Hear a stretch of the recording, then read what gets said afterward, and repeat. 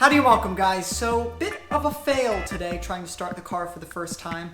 I was extremely excited, wanted to get this thing fired up today, and we ran into a problem. As I was going through my pre-flight checklist, so to speak, just a list of stuff that I wanted to get done before I started the engine for the first time. One of those items is to prime the engine with oil, and you generally do that by taking out the spark plugs and turning the key to have the engine crank with no spark and no fuel, just to get oil kind of sloshing around inside the engine and stuff. And then after all this cranking, you should see oil pressure building up on your gauge inside the car. Now this is a brand new engine, so I was expecting it to take a pretty long time, but after 7 to 8 minutes of straight cranking, I found that I was not building any oil pressure. And I have 2 oil sensors on the car, so I knew that both of them could not be reading incorrectly. So yeah, we're not making oil pressure. And a lot of people just say, hey, just start it up, because when you start the engine, you'll have pretty much instantaneous oil pressure.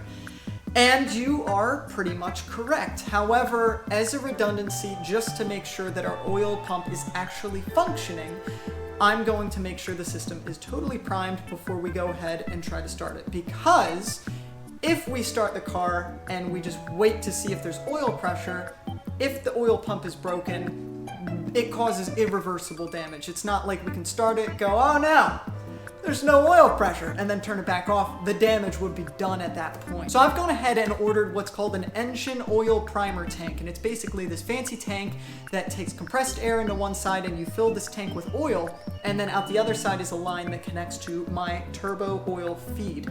And basically it's forcing pressurized oil straight into your engine, into the oil pump, oil galleys, all the nooks and crannies, all that good stuff, and you're essentially force feeding oil into the engine. And that should prime the system. We can crank it after that, and we should see oil pressure just from cranking the engine over, and we can go ahead and start it. But unfortunately, it's going to take like a week or so to get here. So I'm playing the waiting game, and it's killing me already because we're so close, but we're waiting on shipping, which is like so slow right now. So I'm bummed about it. I'm not happy, guys. But I just thought I'd share a bit of a fail today, but it's all right. We're gonna work through it and see if we can get this thing fired up in the very, very near future. So please stick around, and I'll catch you all right in the next one.